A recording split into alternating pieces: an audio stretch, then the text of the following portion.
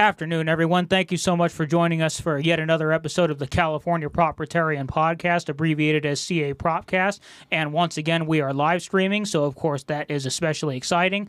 And as you all probably know by now, on this show we strongly believe in and defend the individual natural right to private property. We believe that's a right that proceeds directly from our divine creator, from God. It may not be justly, arbitrarily revoked by any human entity. The only just and lawful means under the natural law by which it can be revoked from any person is via due process of law. And so on every episode of this show, we like to discuss a different subtopic of that, so to speak, drawn from the current popular discourse of our time, topics that have implications for the private property rights of Americans and peoples around the world. And to do that today, we brought on Joe in Malibu right here. He has many years of experience as a grassroots activist in right libertarian activism or anti-establishment activism from various angles. And just to read this off right here, his introduction, Joe in Malibu is a Southern California area activist in mainly libertarian causes. He holds degrees in history, criminal justice, and political science from several major universities. He does frequent podcasts from the surf-battered beaches of the West Coast to marching on site at political demonstrations. He writes for professional journals and speaks at conferences on topics of military history, political affairs, and cyber warfare. So yeah, that of course is quite an activist resume, so we're very proud to have him on. And with that, I will kick the rest of the introduction over to Joe right here, and he can fill in any gaps that I might have missed, and then we'll dive into the meat of the issue as we always do. Okay, well, let's go back to 1980. I was working with the Youth for Reagan campaign. Okay, excellent. And so they brought us to a great big training session with this huge hall, and they have one of their trainers come on stage, and he spoke some words which still stay with me, and those words were, "The left has this mechanism for gaining victories. Why don't we adapt it and we can get Reagan into office?" And so basically the whole training session was about how to use these methods, these tactics, and we used them, and Reagan got elected twice. During the 1980s, I was involved in the struggle against communism. Again, there were many people who were saying the same thing. Let's use these tactics. And the communists didn't really start them. They go back thousands of years. But let's use these tactics. We can bring down the Soviet Union. Well, the Berlin Wall fell, so it worked, right? And since then, I've been involved with numerous different political movements. You have those that understand these tactics and win, and you have those that don't understand them and lose. Okay? So one of the reasons I'm here is to talk about what these tactics are and how they work. Excellent. Well, thank you so much for coming on to share that, because we're very much in need of practical guides in times like these. As I'm sure everyone watching this or who will watch this is aware of, we're in the middle of quite possibly the most contentious election season in the history of this country, in this year of 2024. And, we're up against a very powerful establishment that includes both the public apparatus of the state and also various private corporate actors and members of the entities within the banking cartel that are backing up the apparatus of the state itself. They form the total state and the establishment. So, Joe, just wondering, how do you think we can most effectively and best apply the tactics of which you speak to taking on and ultimately, hopefully, taking down this behemoth Leviathan apparatus that confronts us? The most important thing is you've got to have your people trained to understand them. Mm-hmm. Okay, and this isn't going to happen with the standard conservative methodologies. This isn't going to happen by just listening to right-wing talk radio or buying books or laying down several $1,000s to go on a Carnival cruise to hear people discuss, Edmund Burke versus Russell Kirk. Mm-hmm. It's going to mean training activists. It's going to mean supporting them. And part of the support is you've got to have an apparatus. Okay? Now, where the left is very good is immobilizing things like foundations, even the government itself, to hand over large amounts of money to train activists and then back them up. On the right, I don't see it that much. It may be there, but you don't have that kind of extensive apparatus, and this has to be a top priority. Okay, we can't reduce politics just down to elections every 2 years and then go back to sleep. Right. Okay. There is a saying, I believe it was originated with Noam Chomsky. Politics is something you think about for a couple of hours on election day. The rest of the year, organize, and that's what you need to do. Organize. Absolutely. And do you think, for example, that the type of activism that's being carried out, like a training young activists that's being carried out by, say, Young Americans for Liberty or Turning Point USA, do you think that that is an effective sort of training that you're referring to, or do you think it leaves something to be desired? Well, it's a start, but you got to look at the bigger picture. I mean, what's your long-term goal here? Is it simply to bring a conservative speaker onto a campus? Or is it to gain control of the campus? Mm-hmm. See, this is where the left, is very effective. They understand that if you seize control of an institution, whether it's a university or a television network or a government agency, you then can implement your programs. So you have to come up with some kind of strategy to gain control of these institutions. And that's going to take a lot of long-term work. And it also means supporting your people with money, with attorneys, with media. Now, when you and your fellow activists back in the 80s successfully, of course, got Ronald Reagan elected twice, what is it exactly that you did, I guess, on the training front that ended up, reaching fruition in the twice election? The way it worked is this, okay? We essentially were the cadre, mm-hmm. okay? So we'd move out into the community. And in my case, I was attending graduate school. Mm-hmm. And we use that to organize fronts. Well, once you get the front mobilized, they do most of the work, but you back them up. Okay, so I was out there with my table, and we had our meetings, and we had our demonstrations. Okay, and you have to see these things as fronts in a much wider struggle. Okay, the campus is a front. The media is a front. The streets are a front. Yes. Okay? Absolutely. And then, like I said, I have to emphasize this point. You have to back up your people. If your people get in trouble on campus, you've got to have attorneys up front who are going to be there for them. You can't just leave people hanging. No. Now, let me give you one example. Back in 2000, I was editing a statewide libertarian newspaper. And I was covering all sorts of activism. Now, I would have liked to have covered conservative activism in Los Angeles, but there didn't seem to be very much. Okay? But the left at the time was a very populist left, and they were organized around Radio Pacifica. And they organized this massive demonstration against the Democrats. And this was sort of like the last gasp of the old left. You still had populists like Jim Hightower and Molly Ivins. Okay? Now, they had all sorts of organizational meetings, and they trained people how to demonstrate. They had attorneys there to tell you what to do legally or not legally. And then they were all out there in the streets acting. And they had all sorts of logistics.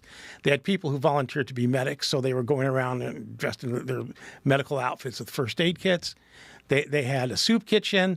They had dance troops. They had everybody mobilized out there. Now, here's something. This is like to say a weapon. It's a weapon which has busted people out of jail and put thousands of people in the streets. It's a card that was handed out by their legal defense organization. And it says, if you're stopped by the police. And it gives you just a laundry list of things to do. And most critically, it gives you a phone number. I'm sure you can't see this out there. Okay? So if you get arrested, they'll have an attorney. They'll have you bailed out. People knew they were going to be backed up. And because people knew they were going to be backed up, they're willing to just go out there and fight. And this is one of the strengths of the left. They back up their people. They do. That's true. And now on the right, do we have something like this?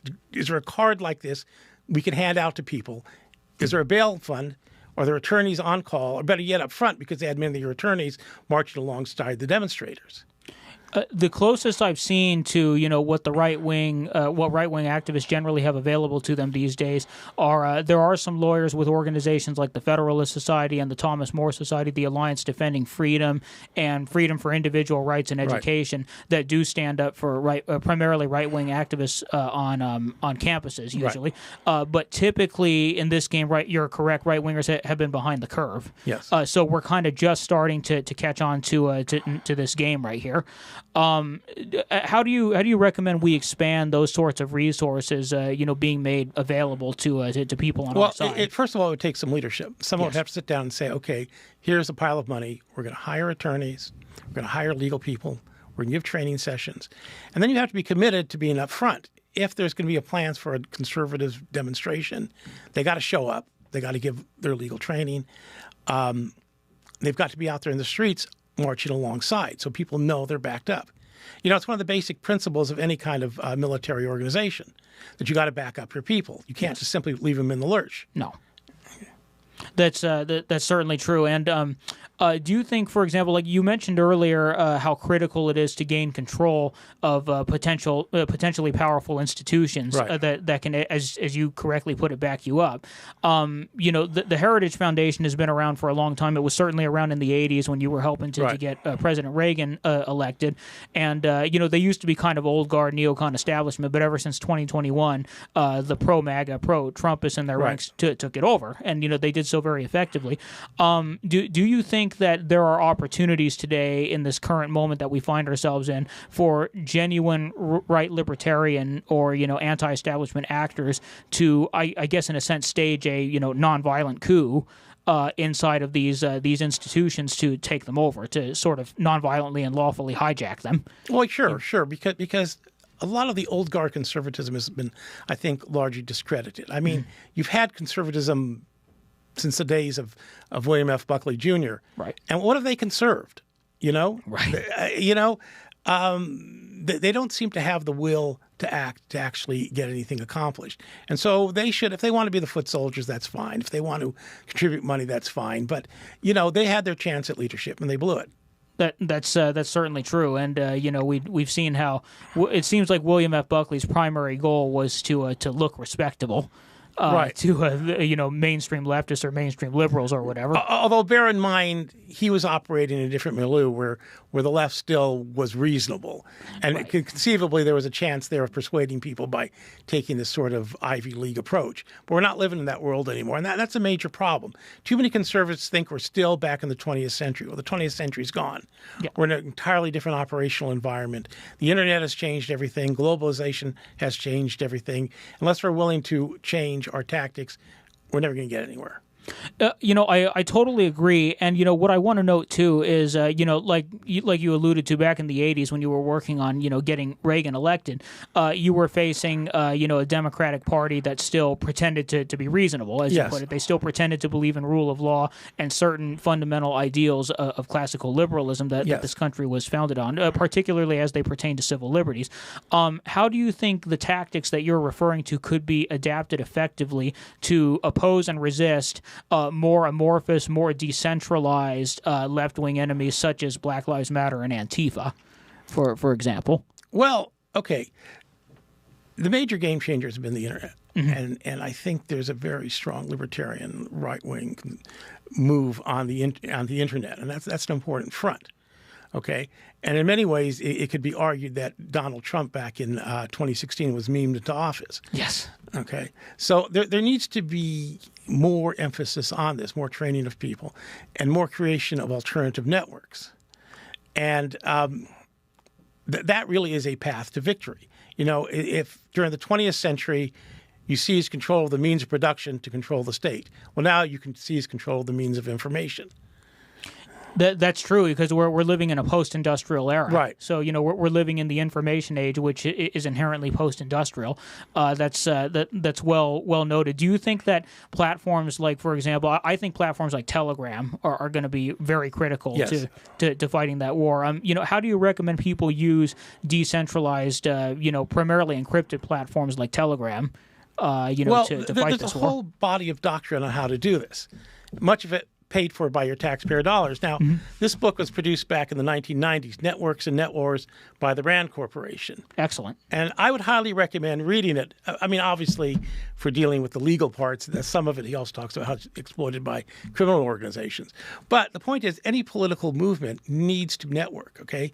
You need to associate with other movements worldwide, okay? So, for example, you have, let's say, a pro-First Amendment, freedom of speech movement in this country, you link up with those movements in Europe and abroad.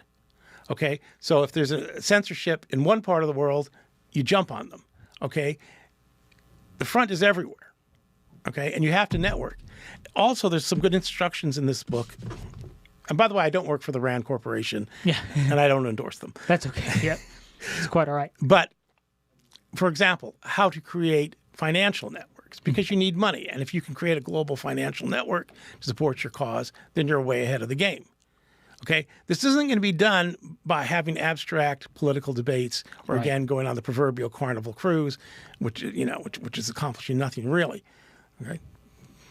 Yeah, that's certainly true, and I've observed through my own research that as far as establishing front groups, George Soros is particularly ingenious at this. Through his Open Society Foundation, and there's a whole interconnected web of very cryptic, often I would say dubiously and deceptively named and applied front groups. So obviously Soros has the billions to do something like this. How do you recommend that right wingers who generally don't have access to as many billionaire benefactors as people on the neoliberal globalist left, how do you recommend that they go about essentially acting as Soros in reverse, or a Soros front group in reverse? For one thing, you can crowdsource your finances, and that's something you need to look at. Okay. Also, there are people out there who would back you up if approached correctly. Now, I think the fact that Elon Musk is apparently aligning himself with Donald Trump is significant. If you can have that kind of break in the solidarity of the ruling elites, then you're ahead of the game. We need to find more people like that. And let me add another point here. When it comes back to backing up your people, there are plenty of people in information technology who want to be conservative, who want to be libertarian. Okay, there needs to be some kind of organization to back them up. Okay, there's a case a number of years ago where somebody working for IT disagreed with the policy and he got fired, and Tucker Carlson had him on his program. Yes. Okay. Now, the point is there needs to be some kind of organization to back these people up full time, to say, okay, if you're going to dissent in information technology, then we've got your back. And if they try to fire you, we'll hit them with a wrongful termination suit, or we'll have a boycott or whatever. But I find it's very difficult to get conservatives to understand the importance of organizing labor, especially information technology labor. Okay, and there's another example, too, is that video games have become a major front. In fact, as I understand, they actually outsell Hollywood, which isn't difficult these days, given how, That's right. Yeah. So, again, there should be a front for video game designers, for everybody in entertainment. And again, you'd have people responding to this. And once you can seize control of video games, you seize control of much of the influence operations in this country. So, for example, like one of the platforms that I think is most popular with gamers is Discord. Right. So it seems like you're referring to right wing or populist organizing on Discord, which I think has become increasingly common. It's in spite of efforts by some Discord administrators to tamp down on it or to censor it. Right. And it is true. I'm not sure what the exact reason is, but empirical study after empirical study has repeatedly demonstrated that video gamers tend to lean right. Yes. So that's certainly true. I don't know what the psychological or anthropological reasons behind that might be, but true it remains. And that's a potential populist power source that we can harness. And real quick, I want to comment on that. Oh yeah, of course, yeah. It's because a lot of games appeal to archetypal kind of figures. So it's like Halo. Okay, you're accomplishing some quest. You're doing something heroic. Yep. So it's going to appeal to that kind of traditionalist right or libertarian view. Okay, and the other point about video games is that unlike a movie where you passively consume it, you can affect the outcome. That's right. So, yeah, that's true. So it gives a sense of agency, particularly a sense of individual agency, which corresponds very well to the fundamental leanings and proclivities of the American Lockean liberal right wing. Right. So that makes perfect sense right there. If I might inquire, that card that you displayed just a little while ago, does it state what organization published it? Yes, although I'd rather not repeat them. Oh, okay. Oh, it's quite all right. I totally understand. But as I think I mentioned near the beginning of this live stream, it seems to me that one of the best resources for legal defenses for right wingers who might find themselves in a lurch or might find themselves the victims of state persecution, the Alliance Defending Freedom does a lot of fantastic work in this regard. But you see, here's the problem: everybody knows who the ACLU is. Yes. Everybody, well, not everybody. Most people know the National Lawyers Guild. Yes. Yeah. But how many people know of these organizations or what they do? I mean, do they have chapters on campus? The Federalist Society does, Okay. but I don't know about the AD. Right. Oh, and I think the Thomas More Society has local chapters at various law schools. Right. Well, that's good. That's good. That's what's needed, and that needs to be expanded. So. Yes. When I was at Pepperdine, I did attend several events organized by the Federalist Society, and I did encounter law students who were like junior associate members of the Thomas More Society.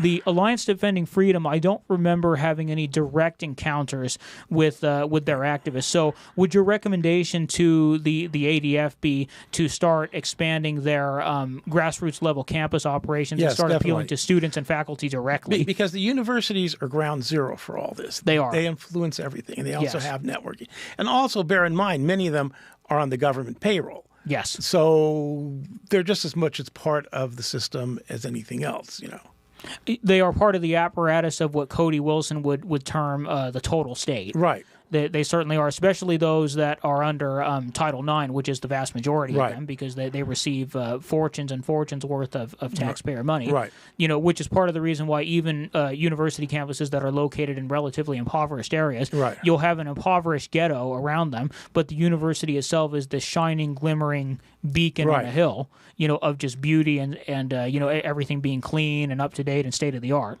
So that's why we see that it's off of the American taxpayer's large ass. Right. Well manicured lawns is the yes, to say the least, and their computer labs, of course, being even more beautiful and impressive, and their lobbies and conference rooms, no doubt. But now, what sorts of activities? Because now that we're bringing it back to university campuses, which is good, that's where we should be targeting.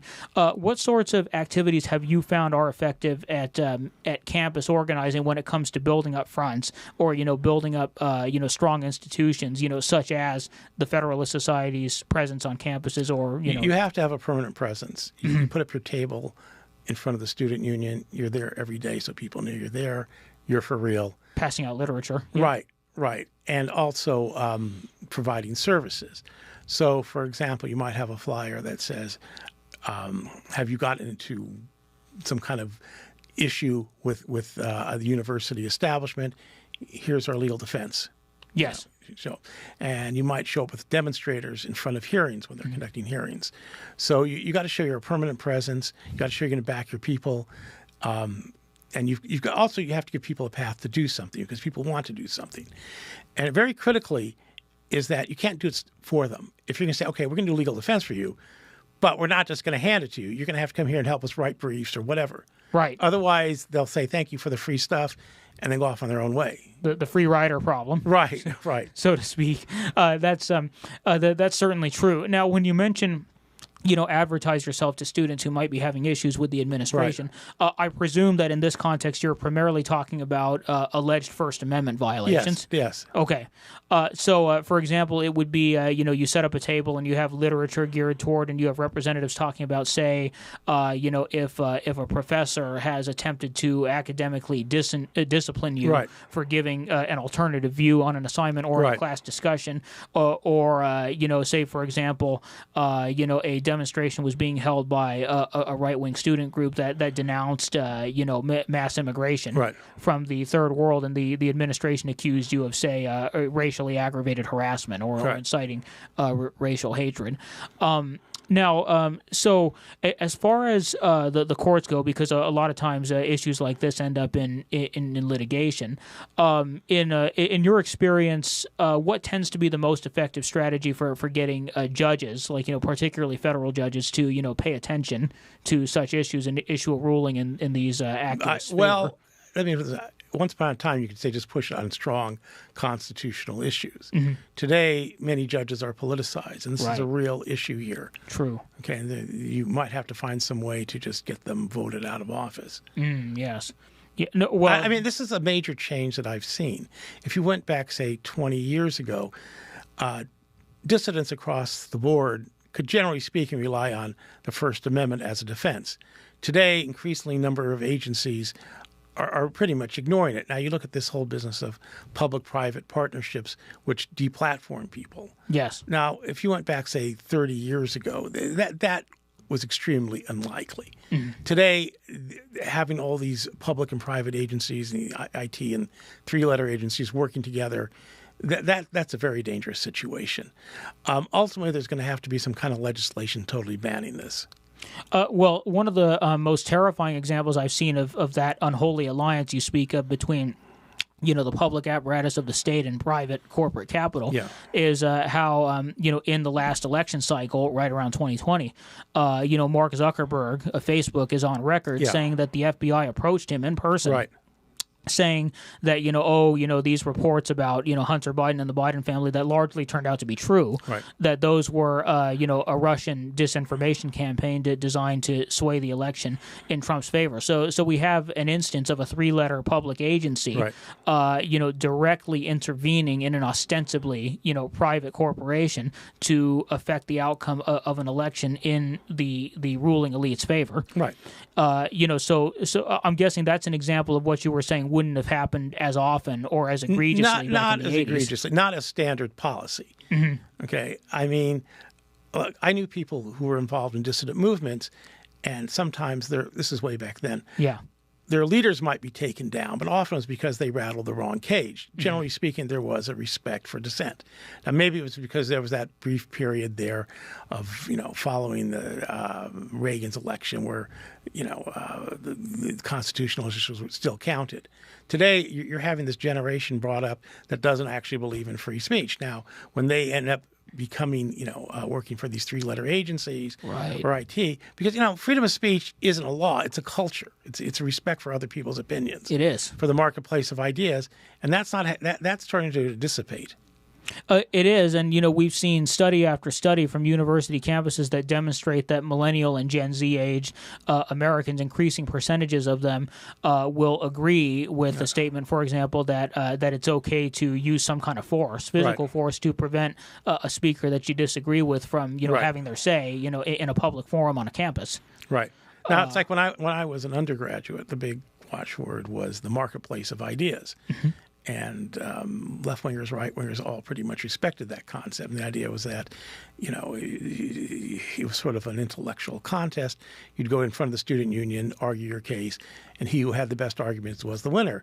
Now it's he who can shut down the other people. They're the winner, and that's a really deadly situation. It is, especially when as you correctly pointed out earlier, what I would term the cultural Marxist or neoliberal or globalist left largely controls most universities that are under Title IX. Right. They largely do. Now at the university level, because you mentioned that there's a difference between trying to seize control of an institution versus trying to invite like a right-wing speaker or a dissident speaker onto a campus for an event, that's generally a lot simpler. What would you recommend for students, say, if they're participating in, I guess student council elections, student government elections, something like that, something that has the potential to really, make these institutions less hostile, to populist or anti-establishment activists? What would you recommend to them to get elected to a student council, for example, student government in a largely hostile environment? Well, you'd have to mobilize the people who actually want to vote for you. Mm-hmm. Okay, so it's not so much defeating the other guy's arguments; it's winning over the people who would support you, but they're going to stay home when it comes to time to voting for on student councils. Also, it's a good idea to get these people to show up at student council meetings and pack the thing there and show you've got support. Yes, absolutely, and to be as while acting lawfully, of course, wherever feasible, to make sure that you are louder, hopefully, than any other faction, and to make it clear that we have our contacts with the Federalist Society, we've got our contacts with Alliance Defending Freedom, we have our contacts with the Thomas More Society, similar institutions, and if there is any attempt to silence us unlawfully, then we will respond with lawfare. And I'll add another point here. Mm-hmm. Yes. There actually are federal laws saying that when people interfere with other people's First Amendment rights, that's grounds for federal level investigation. Good. So I would contact your attorney, the representatives from the Department of Justice, or even a three-letter agency. Yeah, not that that's going to do any good. Right. To get legal action taken against them. There is no reason to have violent mobs shutting down conservative speakers when it's an actual federal offense to do so. Yes. It is, because it's even though I have problems with the term civil rights, legally it's a civil rights issue. Right. It just is. Do you think, because you mentioned before that freedom of speech, it's not just a law, it's not just a constitutional amendment, right, not just a constitutional provision, it's a culture. Right. It's an atmosphere, it's an understanding, a social compact, so to speak. Even though I don't like that term either, right, but that's a separate discussion. Do you think that the phenomenon and the form of activism known as First Amendment audits can be used on university campuses in support of our cause? You're familiar with First Amendment explain audits. it for the audience. It's you can find the videos online, but it's usually when people enter like a public building, often a government building. They'll go into the lobby area that's publicly accessible, and they have cameras, and they basically wait and see to see if any members of law enforcement or any public employees attempt to forcibly prevent them from filming. Because if you're in a public forum and you're only filming things that are in plain view, where there's no reasonable expectation of privacy, you have a right to film. That's constitutionally protected. And so the audit is done to see if anyone attempts to, forcibly prevent you from exercising your First Amendment right to film or to peacefully demonstrate. So do you think that type of activism can be effective? I mean, all kinds of activism, all kinds of tactics are worthwhile. And more importantly, you need to publicize this. You need to discuss this with other activists. Now, one of the things I've noticed about the left over the decades is they have magazines which are devoted to tactics, what works, what doesn't work, what you should do next time around, how not to screw up. Okay, the right needs something like that, a magazine which is not devoted to theory, but rather to actual tactics and covering stuff up front. That's people on the right. They do tend to philosophize more. Right, and that is true. There's this kind of doom spiral there where they simply sit around complaining, or they waste their time with silliness like owning the libs. Yes. Well, okay, the liberals do have all sorts of contradictions. Everybody has contradictions. The reality is pointing out contradictions doesn't accomplish very much. No, that's certainly true. So, do you think, for example, like obviously, when you were coming up, it was more common to see print magazines. Yes. Those were more of a norm. These days, now that all of that stuff, generally speaking, is done in electronic form. Do you know of and that's even a good example right there that's done in printed form. Yes. Do you know of any guides, like maybe manuals that take under 10 minutes to read, that could be published on various social media platforms, especially like 4chan, Telegram, Gab, Rumble, the alt-tech platforms, that could be published there to, quickly give, right-wing anti-establishment activists a basic primer? Well, something like that needs to be written. Okay. I'm used to more extensive manuals. So there are numerous manuals out there how to do propaganda, psychological operations, information operations, but they're often quite thick. But you're right. You need something that can be done quick and dirty. Yes, so something condensed that can be taken down to maybe the length of, say, a picture book, right? So that your average right winger who has a full-time job, possibly has a family, or your average university student that's cramming for finals, has access to a quick guide that they can read in maybe no more than 15 or 20 minutes, right? That'll give them a crash course, right? On you need to do this across the spectrum. Okay, you need to have printed material. Yes. You need to have online. You need to discuss this on radio and podcasts, okay? Because it's just tiring having to listen to the same old stuff where people are complaining about the liberals or whatever, and yet they don't give you anything practical to do. Now, that's a big distinction between left-wing propaganda and right-wing propaganda. It used to be, you listen to Radio Pacifica, which is the big left-wing radio network. Yeah, they would sit there and complain about something, and at the end they'd say, we're going to have an organization meeting, attend. We're going to do a training session, show up. We're going to have a demonstration. Get out there with your sign and start marching. I listen to a lot of right-wing talk radio, and yes, they're very good at analyzing what is wrong. But then what are you supposed to do? Just sit back and feel demoralized? No, you need to have this kind of activism. And this is why I emphasize activism. You need to get people doing something. It may be you're out there in the streets marching, or it may be you're in a courtroom initiating a lawsuit, or it may even be you're publicizing a candidate. Yes. I have one acquaintance who runs supper clubs. Okay. Oh yeah. And running supper clubs, that's important. Why? You get people to show up and do something. They listen to speakers. There's a sense of solidarity. And network in person. Right, in person. And that's the thing. One of the reasons to do a newspaper, for example, it's an organizational tool. Why? Because you get a bunch of people together in a room. You have to produce something. You have to do something physical. You create camaraderie. And not only that, there are a lot of people out there who want to work on a newspaper. They may want to do graphics. They want to go out Write there, articles. Yeah. write articles, be a journalist. So you give them something fulfilling to do. Yes. And that's one of the basic principles, by the way, of recruiting people in any kind of operation. You give people something to do, and they're going to come out and do it. Even if they don't believe in your cause, they're still out there because you're giving them a chance for personal satisfaction. It's catharsis. Right. And if you look at it, there have been all sorts of studies why people join movements. Ideology counts for maybe 10% of the total. Mm-hmm. Most people join for one of two reasons, either because they wanted to get some personal fulfillment. They want to be that newspaper reporter. They want to be that medic out there in the streets, whatever. They want to pretend they're the next great big attorney. And the other reason is over grievances. Yes. The left is very good at this. Okay, and so they mobilize people according to grievances. Okay, the right could do that a lot more. There's so many people being ground under by this system that if every time something like this happened, they get a knock on the door. Hi, I'm a right-wing attorney. We're going to take up your cause. Join our movement.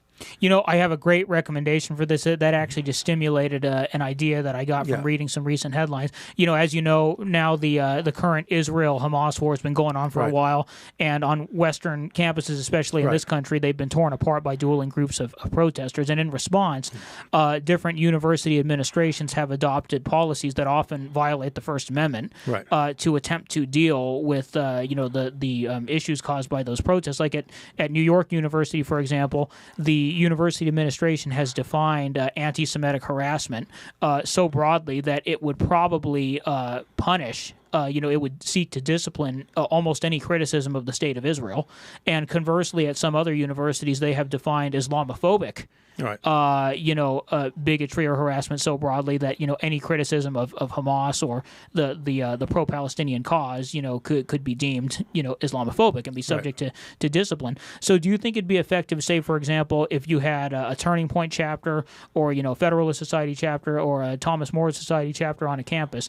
You set up a table, you have leaflets that are cheap to print out, maybe double-sided if necessary, and it could say something like in big bold letters on the front, if you are, frivolously accused of, anti-Semitic. Well, here's the problem. Yep. Mm-hmm. You cannot get on the defensive. This whole Hamas war is somebody else's issue. Yeah, that's right. And if we spend our time responding to somebody else's issue, we're losing the initiative. That's right. We have to create the issues. We have to get them to respond to us. Mm-hmm. Okay, and the left is very good at doing this, in creating issues and then forcing the other side to waste their time running around in circles trying to deal with it. So we have to come up with our own issues that will throw them on the defensive and mobilize people. We have to seize the initiative. And I don't see very much of that happening. I think one of the things with Trump is that he has done this more by force of personality. Right. Okay, so now suddenly they have to respond, and they've responded quite hysterically. I think we all can see Trump derangement syndrome. We do. We see it every day. Every time you open your news feed, you'll see it. Right. And so there's a classic example. And what needs to be done is to double down on this, to throw the other side onto the defensive, and I have to keep emphasizing that point. And once you do that, you've got the initiative, and now you can start controlling things. So, for example, in the case of the protests that have roiled, our campuses recently, could an example of putting the left on the defensive be if possible, initiate, if you can find legal standing to do it, to initiate lawsuits immediately against these administrations who are passing these policies? Sure. Immediately. But here's a better idea. Mm-hmm. Okay, right now in Europe, there's a lot of prosecution of dissidents under so-called hate speech laws. Especially in England. Right. Now, it would be great if we could form some kind of international First Amendment movement and then make that our issue. We're not responding to somebody else's stuff, but instead make it our movement and force them on the defensive. And organically. Right. Excellent. And, perhaps we could because obviously here in the U.S. we have an advantage because we've already got a First Amendment, Right. so we have some safe cover to operate from.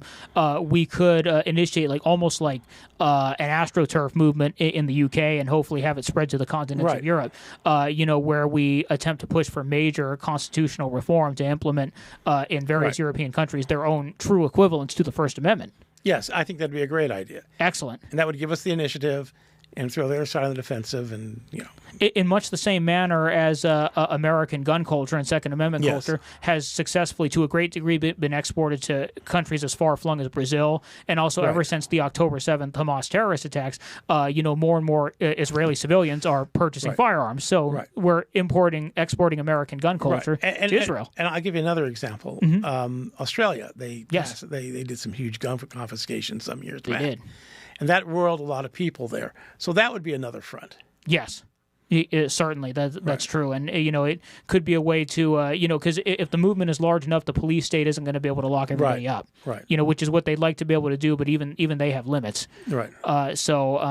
That's certainly true, and I think Telegram could be key to this. But Right. What we need is for major wealthy institutions that are already Yes. kind of in our corner, like such as the Heritage Foundation, that's one I can think of, or in the case of gun rights, obviously the NRA, GOA, Right. National Association for gun rights. They should be not just working on activism here, although primarily here, but if they also fund and provide backup for gun rights in places as far flung as Brazil and Right. Israel and Europe, it strengthens the overall international network in a globalized Right. world. And it exploits the internet, which is Yes. transnational. Yes. Yeah, quite so. And yes, absolutely, as you pointed out brilliantly, there needs to be a renewed focus on, conservative equivalents to the ACLU or to the Yes. National Lawyers Guild for us, that are exclusively Right. in our corner. So that's certainly true. Well, I do want to comment. Yeah, of course, This is why yeah, it's please, yeah. important to reach the up and coming generation, because eventually they're going to move into positions of power, and they were the ones who are going to make the decisions. And we're seeing a lot of hope on that front because the right-wing Alternative for Germany, for example, Right. they've been winning several major local and state Right. elections in Germany recently, largely buoyed by support from millennials and Gen Z Germans. Right. So, there's a lot of hope on that front because they're understanding it's their future they got to fight for. Right. They're the ones that are going to inherit the mess that is sweeping Europe as a result Right. of just reckless third world mass migration Right. and all of the atrocities that come with that. Right.